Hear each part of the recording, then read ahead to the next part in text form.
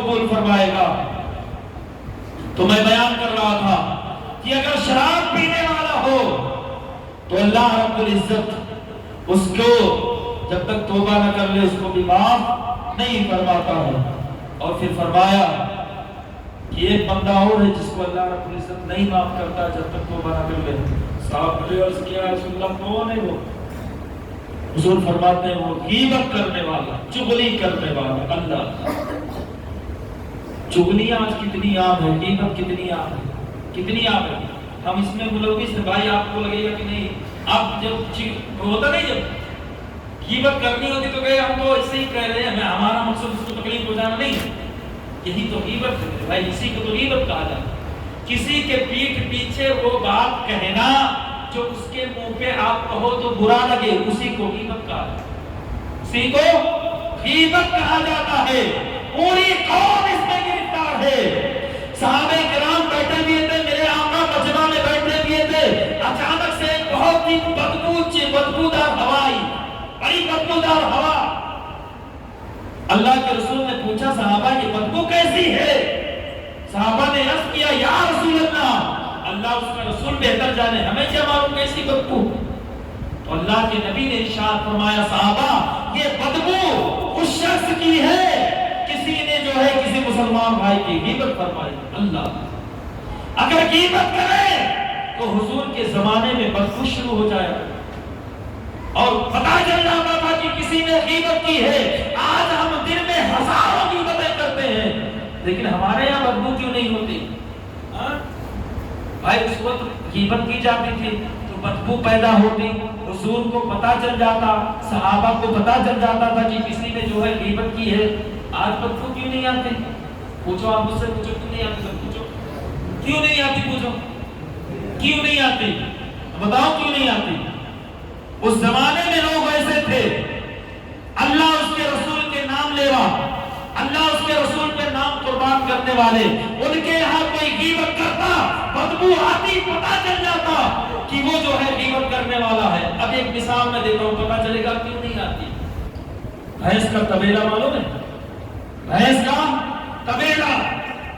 اب اگر کوئی نیا بندہ ہم اور آپ طبیلے میں جائے تو ہمیں ناک بند کرنی پڑے گی، بھائی طبیلہ گوبر اور تمام چیزیں وہاں پہ ہوا کرتی ہیں، ہم نہیں جا پائیں گے، ہمیں پلٹی شروع ہو جائے گی، ہم کو ناک بند کرنا پڑے گا، ہمیں بدبو آئے گی۔ لیکن جو لوگ طبیلے میں کام کرتے ہیں، جو لوگ طبیلے میں کام کریں انہیں بدبو آئے گی، وہ تو اسی میں رہ رہا نا، وہ تو اسی میں مروی سے رہتے ہیں، وہ تو اسی میں اس کا گھر ہے، اس کا رہنا، اس کا کھانا، اس کا پینا سونا اسی میں، اس کو بدبو نہیں آئے گی۔ ٹھیک اسی طریقے سے کل ان کے یہاں بدبو آ جایا کرتی تھی، آج ہمارے یہاں اس لیے نہیں آتی کہ ہم رات دن اسی میں غلامی سے اسی میں پڑ گئے، ہمیں بدبو نہیں آتی۔ کیا وہاں بدبو کس لیے آ جائے؟ ہمارا تو گھر ہی غیبت بن گیا ہے، اس کی چغلی، اس کا لگانا، اس کا بتانا، اس کو مارنا، یہ ہمارے مسائل ہو گئے۔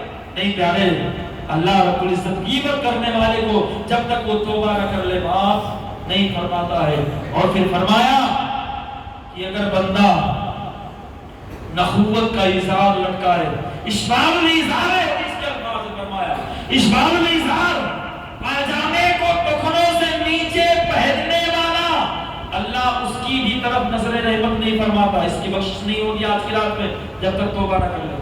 باپ بولی حضرت سارے پریشان ہیں اس میں، ارے بھائی مسئلہ یہ ہے کہ اللہ کے رسول نے وہاں پہ جو فرمایا وہ بطور تکبر فرمایا کہ اگر کوئی بندہ تکبر کے لیے، ریاکاری اور دکھانے کے لیے پاجامے کو ٹکنے سے نیچے پہنتا ہے تو آج کی رات میں اللہ رب العزت اس کو بھی نہیں معاف فرمائے جب تک توبہ نہیں کر لیتا اس کو بھی۔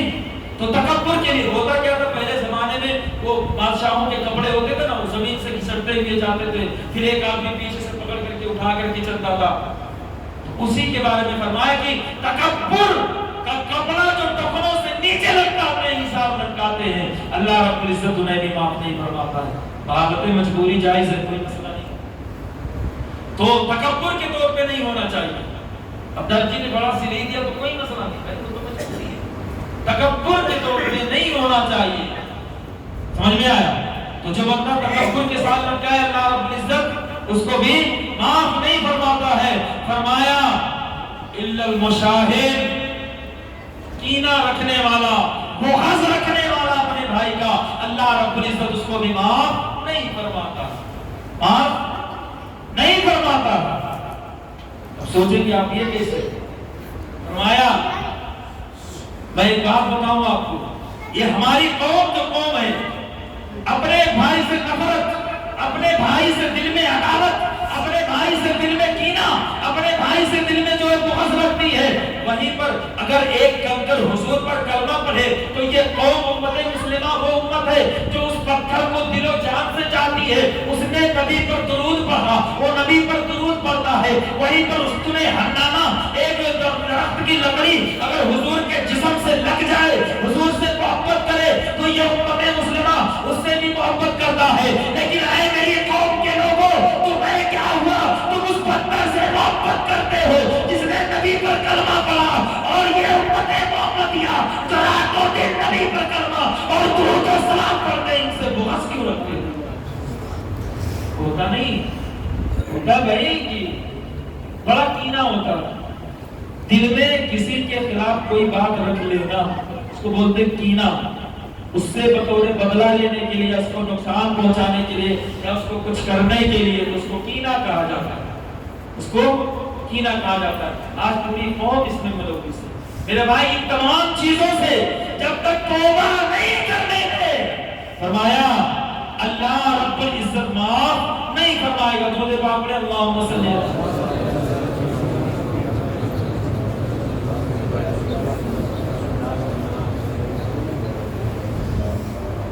سیدنا شفیعنا حبیبنا قریبنا مولانا، ہے سننے کے موڈ میں تو میں آگے بڑھوں، نہیں تو بغل ہے مسئلہ سننے کا تو زور سے بولو، تمہیں پڑھا۔ تو یہ کینہ بہت بری چیز ہے، جب تک دل میں ہے۔ اللہ کے نبی فرماتے ہیں کہ جب تک مومن ایک دوسرے سے معافی نہیں مانگ لیتا، جب تک کینہ کو ختم نہیں کر لیتا، اس کی نہ تو نماز قبول ہے، کچھ نہیں قبول ہے بھائی، کچھ نہیں کچھ نہیں۔ اللہ کے رسول فرماتے ہیں کینہ رکھنے والے کو اللہ رب العزت زنا کرنے والے سے زیادہ جو ہے گناہ عطا فرماتا ہے، اس کو زیادہ گناہ ملتے ہیں۔ کینہ رکھنا یہ زنا سے زیادہ بڑا گناہ ہے۔ جب تک کینہ ہے دل میں، اللہ رب العزت معاف نہیں فرمائے گا، نہیں فرمائے گا۔ اور آج کی رات وہ بابرکت رات ہے، آج کی رات وہ مبارک رات ہے۔ یہ آج کی رات میں ہمارے سال بھر کا رجسٹر تیار کیا جاتا ہے۔ تیار کیا وہ اللہ کے علم میں ہے کہ کس کو کب مرنا ہے، کس کو کتنی روزی ملے گی، کس کو کتنی زندگی ملے گی، اور کس کو کتنی برکتیں ہوں گی، کس کو کیا پریشانی پہنچے گی، کس کو کیا مصیبت پہنچے گی۔ یہ سارا کا سارا اللہ کے علم میں ہے۔ اللہ اس رجسٹر کو عطا فرماتا فرشتوں کو، فرشتوں کو۔ حضرت میکائیل کو روزی کا رجسٹر عطا کرتا آج کی رات میں، اور پانی برسانے کا رجسٹر عطا کرتا کہ بھائی فلاں فلاں خطے میں فلاں فلاں علاقے میں روزی دینی ہے، فلاں فلاں علاقے میں بارش برسانا، وہ رجسٹر ان کو ملتا ہے۔ آج کی رات میں، آج کی رات میں حضرت جبریل کو جنگوں کا رجسٹر عطا کیا جاتا ہے، کون کون سی قوم کہاں کہاں لڑنے والی، جنگوں کا رجسٹر عطا کیا جاتا ہے۔ اور حضرت اسرافیل کو اور دیگر معاملات یعنی سور پھونکنے تمام چیزوں کے رجسٹر عطا کیے جاتے ہیں۔ اور حضرت اسرائیل کو موت کا رجسٹر عطا کیا جاتا ہے۔ بہت سارا ان کو موت کا رجسٹر عطا کیا گیا، کون کہاں مرے گا، کب مرے گا، کیسے مرے گا، کتنے وقت میں نکالنا ہے، کتنی جلدی پہنچنا ہے، کہاں مرے گا، کیا دن ہوگا، تاریخ کیا ہوگی، سارے معاملات ان کی سپرد ہوتے ہیں۔ اب یہ سارے معاملات آج جب فرشتوں کو دیا جاتا ہے، ہوتا نہیں ہے وہ گورنمنٹ کا بل پاس ہوتا ہے نا، 5 سال کا بجٹ پاس ہوتا ہے، 5 سال کا، 10 سال کا، 2 سال کا، 3 سال کا، ایسے ہی وہ پہلے اللہ کے یہاں ہے، اب 1 سال کا بجٹ ان کو پاس کر کے دیا جاتا ہے، بھائی اب تم نے جانا یہ کرنا، یہ سارے لوگوں کے نام ہے، یہ لسٹ ہے۔ اب اسی دوران حضرت عائشہ صدیقہ رضی اللہ تعالیٰ عنہ فرماتی ہیں، یا رسول اللہ، رمضان کے علاوہ آپ جس مہینے میں سب سے زیادہ روزہ رکھتے ہیں وہ شعبان کا مہینہ، آخر کیوں اس میں زیادہ روزہ رکھتے ہیں؟ اور باقی مہینے بھی تو ہیں۔ اللہ کے نبی نے ارشاد فرمایا، اے عائشہ، کیا تم یہ چاہتی ہو کہ جب میرا نوشتہ لکھا جا رہا ہو، جب میرے حصے کا رجسٹر لکھا جا رہا ہو تو میں لیکن روزے کو اچھا لگے گا اللہ کو؟ نہیں اچھا لگے گا، اس لیے روزہ رکھا کرتے تھے۔ اس لیے ہم آج رات کو جاگنے آئے اللہ کی عبادت کرنے، تاکہ جب ہم عبادت کریں گے اور میرا رب ہمارے حصے کا رجسٹر فرشتوں کو عطا فرمائے گا، تو جب ہم عبادت کر رہے ہوں گے تو اگر ہمارے حصے میں جو ہے زندگی کم ہے تو اس کو بڑھا دے گا، رحم فرمائے گا، وہ کریم ہے، کرم فرمائے گا، ہمارے حصے کی نیکیاں بڑھا دے گا، ہماری زندگی بڑھا دے گا، ہمارا رزق بڑھا دے گا، ہمارے اعمال بڑھا دیں گے، ہمارے موت کو ٹال دے گا۔ اس لیے ہم عبادت کرنے آئے۔ آج ہی کی رات میں سارے فیصلے ہوتے ہیں۔ وہ پرانے شب برات سے لے کر کے آج شب برات تک پورا رجسٹر کلوز، اب وہ اللہ کی سپرد۔ اب دوسرا نیا رجسٹر ملا اگلے سال تک، کتنے مرنے والے، کون جائے گا، کون نکلے گا، کون نہیں جائے گا، وہ ساری چیزیں اب نیا، اب اس کا نفاذ ہوئے گا، تو یہ رجسٹر آج عطا کیا جاتا ہے۔ تو بڑی ہی بابرکت اور بڑی ہی مبارک رات میں فرماتے ہیں کہ اللہ رب العزت آج کی رات میں اپنے بندوں کی طرف تجلی فرماتا ہے، اور میرا رب ارشاد فرماتا ہے الا من مستغفرین، ہے کوئی بخشش طلب کرنے والا، ہے کوئی گناہوں سے توبہ کرنے والا، فرمایا الا من مستغفرین، ہے کوئی استغفار کرنے والا، فرمایا ہے کوئی بخشش جو طلب کرے۔ میرا رب ارشاد فرماتا ہے مغرب سے وقت سے لے کر کے جو ہے طلوع فجر تک میرا رب پکارتا ہے۔ اب اگر تم آتے ہو اس کی بارگاہ میں عبادتیں کرتے ہو، اس کی بارگاہ میں ریاضتیں کرتے ہو، تو اللہ رب العزت تمہارے ضرورتوں کو بھی پورا فرمائے گا، جو دعا کرو گے وہ قبول فرمائے گا، کیونکہ وہ مغرب ہی سے تم کو بلا رہا ہے۔ آجا میری بارگاہ میں، آ تو صحیح، بھلے اپنے مطلب کے لیے تو آیا ہے، بھلے اپنے کام کے لیے آیا ہے، بھلے اپنے مقصد کے لیے آیا ہے، پر ہے تو میرا بندہ، آیا میرے پاس ہے۔ آج کے دن میں تیرے گناہوں کو نہیں دیکھتا، آج کے دن میں تیرے خطاؤں کو نہیں دیکھتا، آج کے دن میں تیرے معاملات کو نہیں دیکھتا، آج کے دن میں بس اپنی رحمت کو دیکھتا ہوں اور تیری مجھ پر اپنی عطا کو عطا کرتا ہوں۔ یہ ہو گیا آج کی رات کا مسئلہ۔ ایک میں نے حدیث بھی پڑھی تھی خطبے میں، میں نے پڑھا تھا، آج بات بالکل کلیئر ہو ہی جائے، بڑا مسئلہ ہو رہا ہے۔ میں نے ایک پڑھی تھی، اللہ کے نبی نے ارشاد فرمایا یہ سب کی ضرورت ہے، بغور سننا بہت ہی، 10 منٹ لگے گا بس، زیادہ نہیں۔ تو فرمایا کہ میری امت کے 73 فرقے ہوں گے۔ اصل میں ہوا کہ میں گیا تھا ادھر استنجا کی وجہ سے، اب کوئی جو ہے باتیں کر رہا، باتیں یہ کر رہا تھا کہ یار آپ لوگ آئے ہیں ادھر تو یہ بتاؤ کون سا فرقہ حق پہ ہے؟ اتنے سارے فرقے ہیں، اللہ کے نبی نے فرمایا میری امت کے 73 فرقے ہوں گے اور سارے کے سارے جہنمی ہیں، صرف ایک فرقہ جنتی ہے۔ کوئی بات کر رہا تو میں نے سنا تو ذرا سا اس پہ میں بول دے رہا ہوں، آج کی جو ہے جو دل میں کشمکش ہے وہ کھل جائے بھائی، ٹھیک ہے نا، آپ کا آنا مسکول نہیں ہے۔ اب ذرا سوچیں، میں بالکل بات کو سمجھائے دے رہا ہوں۔ اللہ کے نبی نے فرمایا ستفترق امتی علی 73 ملہ کلہم فی النار الا ملۃ واحدہ ما انا علیہ واصحابی۔ اللہ کے رسول فرماتے ہیں میری امت کے 73 فرقے ہوں گے اور سارے کے سارے جہنمی ہیں، لیکن ایک فرقہ جنتی ہوگا۔ صحابہ نے عرض کیا یا رسول اللہ وہ کون سا فرقہ ہے جو جنتی ہوگا؟ تو حضور نے ارشاد فرمایا کہ جو میرے اور میرے صحابہ کے راستے پر ہوگا۔ اب صحابہ کے راستے پر، صحابہ کے بعد تابعین ہوئے، تبع تابعین ہوئے، مجتہدین ہوئے، اولیاء کاملین ہوئے، یہ سارے کے سارے ہوئے۔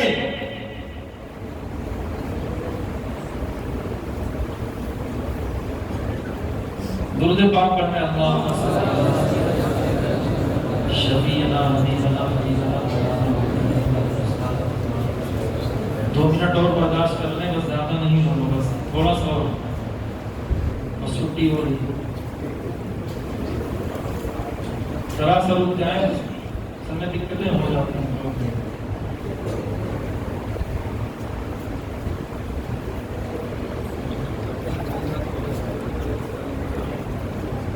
ہاں تو میں بیان کر رہا تھا کہ حضور نے فرمایا میری امت کے 73 فرقے ہوں گے، سارے کے سارے جہنمی، بولو زور سے بولو، سارے کے سارے جہنمی، لیکن ایک جنتی ہوگا۔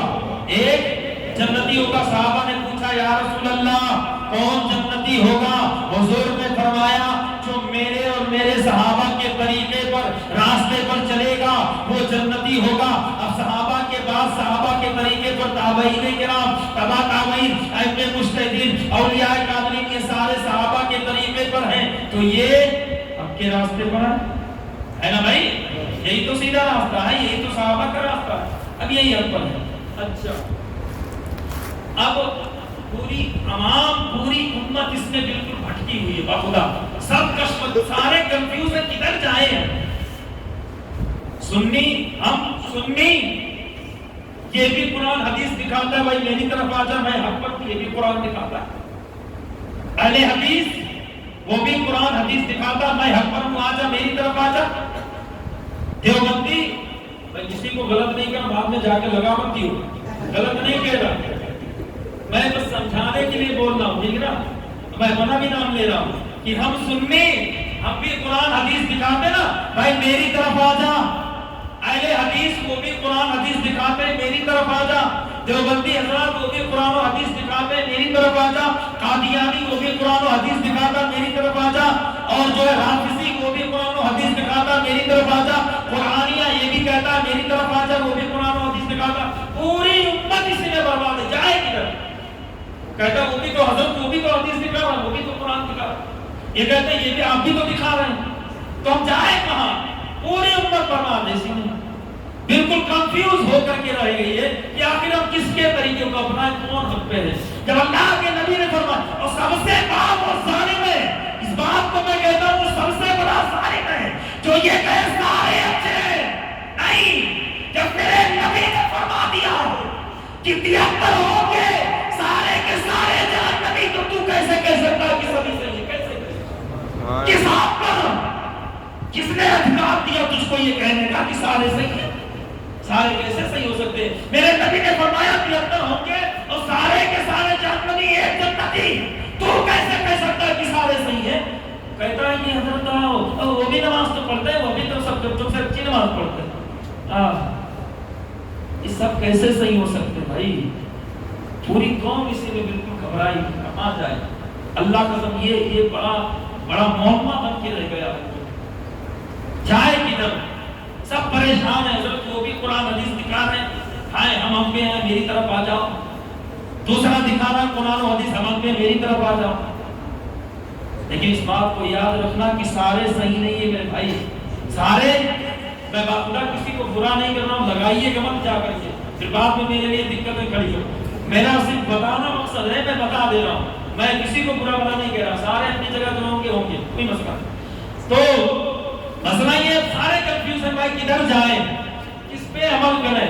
حضرت وہ بھی قرآن حدیث دکھا رہے ہیں، حضرت یہ بھی قرآن حدیث دکھا رہے ہیں، اہل حدیث بھی دکھا رہے ہیں، دیوبندی بھی دکھا رہے ہیں، سنی بھی دکھا رہے ہیں، قادیانی بھی دکھا رہے ہیں، رافضی بھی دکھا رہے ہیں، قرآنیہ بھی دکھا رہا ہے، جتنے فرقے سارے دکھا رہے ہیں حضرت قرآن حدیث، ہم جائیں کہاں جائیں؟ پریشان کر کے رکھ دیا امت کو، کدھر جائیں؟ اور اس بات کو یاد رکھنا کہ سارے صحیح نہیں ہوں گے، جو یہ کہتا ہے نا یہ سب سے بڑا ظالم ہے، جو یہ کہے کہ حضرت وہ بھی تو نماز پڑھتے ہیں، کہیں بھی نماز پڑھتے چلے گئے، کیسے چلے گا؟ کیسے چلے گا؟ جب حضور نے فرمایا صرف ایک صحیح ہے تو کہہ رہا سب صحیح، سب کیسے صحیح ہو سکتا؟ حضور نے فرمایا نا یہ حدیث شریف ہے، سارے اس کو مانتے ہیں، صرف سنی نہیں سارے اس کو مانتے ہیں، سبب طریق امتی علی 73 ملہ، میری امت 73 ٹکڑوں میں بٹ جائے گی، کلہم فی النار، سارے جہنمی الا ملۃ واحدہ، صرف ایک جنتی ہوگا۔ تو کیسے کہہ سکتا سارے صحیح ہیں؟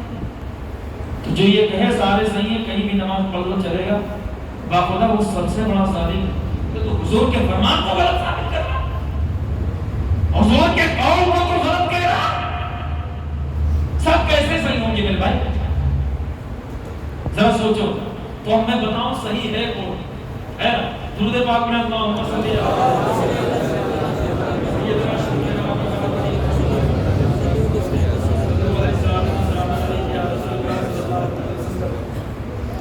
میں بتاتا ہوں صحیح ہے کون، صرف 5 منٹ لگے گا۔ اچھا میں نے بتایا کہ سارے کے سارے بھائی قرآن حدیث پیش کر رہے ہیں، بھائی میری طرف آؤ میں سب پہ ہوں، میری طرف آؤ میں سب پہ ہوں، تو آپ بھی پریشان ہیں کدھر جائے گا؟ وہ بھی تو حدیث کی بات کر رہا ہے، وہ بھی تو نبی کی بات کر رہا ہے، وہ بھی تو اسلام کی بات کر رہا ہے، وہ بھی تو قرآن کی بات کر رہا ہے، کدھر جائے؟ اب دو آدمی ہیں، کون؟ دو آدمی ہیں، ایک کا نام مواجد ہے، ایک کا نام ماجد ہے۔ کون کون؟ بولو، سمجھ میں آئے گا پھر بولو ذرا۔ ایک کا نام ماجد ہے، ایک کا نام ماجد ہے، ٹھیک ہے نا؟ ماجد ہے اور ماجد ہے۔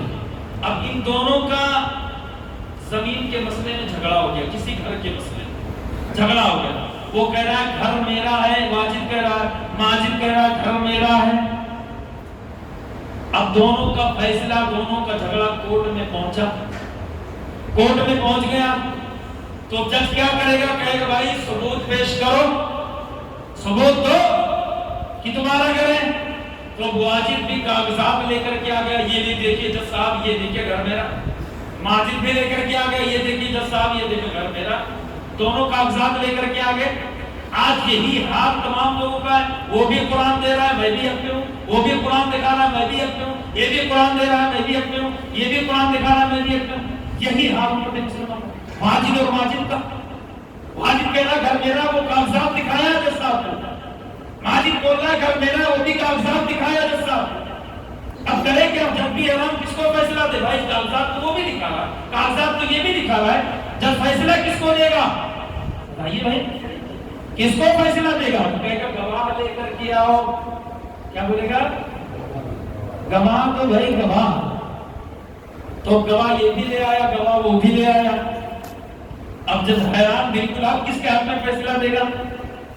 یہی مسئلہ چل رہا ہے نا پوری امت مسلمہ۔ وہ بھی قرآن حدیث دے رہے بھائی میں حق میں ہوں، یہ بھی قرآن حدیث دے رہے میں حق میں ہوں، وہ بھی قرآن حدیث دے رہے میں حق میں ہوں، میں بھی قرآن حدیث دے رہا ہوں میں حق میں ہوں۔ جائیں کدھر جائیں؟ واجد اور ماجد کا مسئلہ، جج حیران کیسے فیصلہ کرو؟ اور عوام حیران میں کدھر جاؤ؟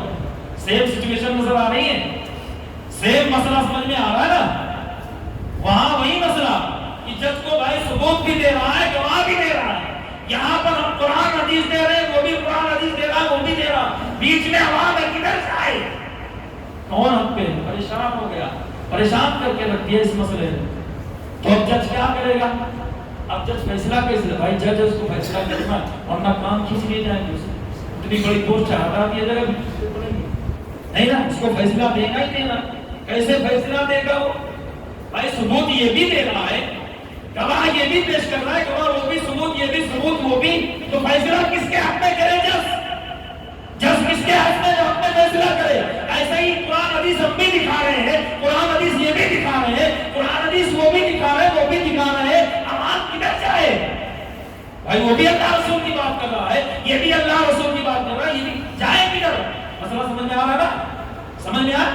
تو جج کیا کرے گا؟ جج کرے گا کہ دیکھو ٹھیک ہے، تم دونوں نے گواہ پیش کیا، تم دونوں نے دلیل پیش کی، تم دونوں نے ثبوت پیش کیا، بیٹھو ذرا۔ بٹھا دیا ان لوگوں کو، اپنے ایک خادم کو، ایک نوکر کو بلا، ادھر آئی تو گاؤں میں جا اس کے، اور اس کے گھر کے قریب جو آدمی ہوں اس سے پوچھ کہ اس گھر میں کون زیادہ دن سے رہتا ہے۔ کیا؟ اپنا ایک آدمی بھیجے گا، تو جا اس کے گھر پہ، اور اس کے گاؤں والوں میں جو سب سے پرانا آدمی ہو اس سے پوچھ کہ بھائی یہ جو گھر ہے اس میں کون رہتا ہے، واجد رہتا ہے زیادہ دن سے یا ماجد زیادہ دن سے رہتا ہے؟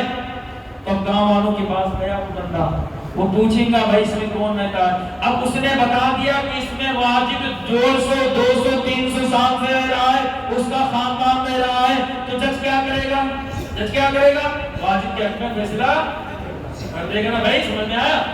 فیصلہ دے دے گا کہ نہیں دے دے گا؟ بھائی دلیل تم نے پیش کی، دلیل اس نے بھی پیش کی، گواہ تم نے بھی دیے، گواہ اس نے بھی دیے، ثبوت تم نے بھی دیے، ثبوت تم نے بھی دیے، لیکن اب فیصلہ اس سے ہی ہوگا نا؟ جب فیصلہ کرے گا کیسے؟ کسی کو بھیجے گا گاؤں میں اور کہے گا جاؤ پوچھ کر کے آؤ کہ اس گھر میں زیادہ دن سے کون رہتا ہے۔ اب جو زیادہ دن سے رہ رہا ہو گھر اسی کا ہے، تم نے فرضی کاغذات بنوائے ہیں، تم فرضی ثبوت پیش کر رہے ہو، تم فرضی معاملات یہاں پر لے کر کے آئے ہو۔ میرے پیارے ٹھیک یہی مسئلہ آج امت مسلمہ کا، یہی مسئلہ امت مسلمہ کا، قرآن حدیث وہ بھی دے رہا ہے، یہ بھی دے رہا ہے، لے دلیل انبار لگا دیا، اور انبار پیش کر دیا، جائے کدھر امت مسلمہ؟ تو میرے پیارے اب دیکھا جائے گا، آئے ہیں بولو سبحان اللہ، اب دیکھا جائے گا، اب دیکھیں گے، اب دیکھیں گے یہ کہ کون زیادہ دن سے رہ رہا ہے، کون زیادہ دن سے رہ رہا ہے۔ تو اگر آپ کسی اہل حدیث صاحب اہل حدیث صاحب سے پوچھیں گے، کسی اہل حدیث صاحب سے پوچھیں گے کہ بھائی یہ بتاؤ ذرا کہ یہ جو انبیاء ہیں، اولیاء ہیں، ان کے مزار پر گنبد بنائیں کہ نہ بنائیں، تو صاحب بولیں گے ناجائز ہے۔ آپ کسی دیوبندی صاحب سے پوچھ لیں گے بھائی انبیاء کے مزار پر، اولیاء کے مزار پر گنبد بنانا کیسا؟ کہے گا تو بدعت ہے۔ کیا کہے گا؟ یہ تو بدعت ہے۔ لیکن یہیں پر اگر آپ کسی سنی صحیح العقیدہ سے دریافت کریں گے حضرت یہ بتاؤ انبیاء کے مزار پہ، اولیاء کرام کے مزار پہ کیا گنبد بنانا درست ہے یا نہیں درست ہے، تو ہم کہیں گے اما بلا شبہ گنبد بنانا حق ہے، کیونکہ آج سے 700 سال پہلے کسی کا گنبد بنایا گیا تو وہ مصطفیٰ کریم سال پہلے 700 سال پہلے اگر اس وقت اہل حدیث ہوتا بنانے نہیں دیتا بدعت کہتا، اگر اس وقت دیوبندی ہوتا بنانے نہیں دیتا بدعت کہتا، اگر اس وقت رافضی ہوتا بنانے نہیں دیتا، گویا کہ جتنے فرقے ہوتے کوئی جائز نہیں کرتا۔ اگر جائز کہنے والا کوئی فرقہ ہے تو وہ اہل سنت پر جماعت کا فرقہ ہے۔ پتا کیا چلا آج سے 700 سال پہلے بھی تھے اور آج بھی ہمیں، اور جو بعد میں آئے ان کا یہی نظریہ ہے۔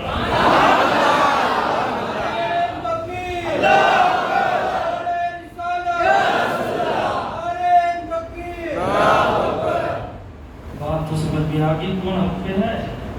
آؤ ذرا بول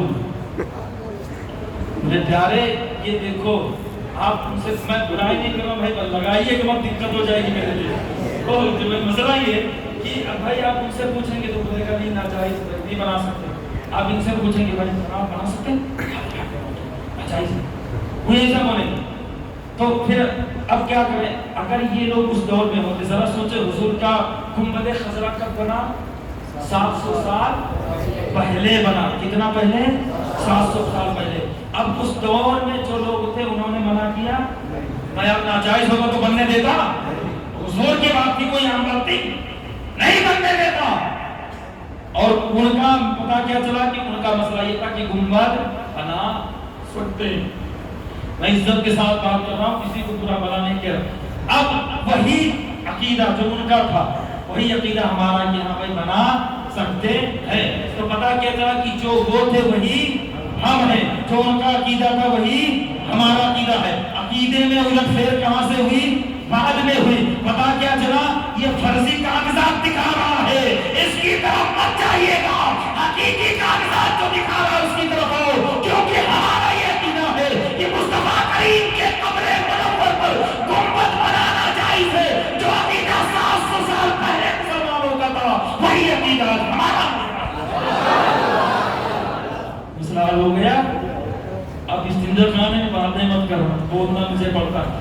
چلیے میں اللہ رب العزت کی بارگاہ میں دعا کرتا ہوں مولا تعالیٰ ہم سبھی کو ان تمام باتوں پہ عمل کرنے کی توفیق عطا فرمائے۔ مولا ہم نے جو بیمار ہو انہیں شفا عطا فرما، جو پریشان حال ان کی پریشانیوں کو دور عطا فرما۔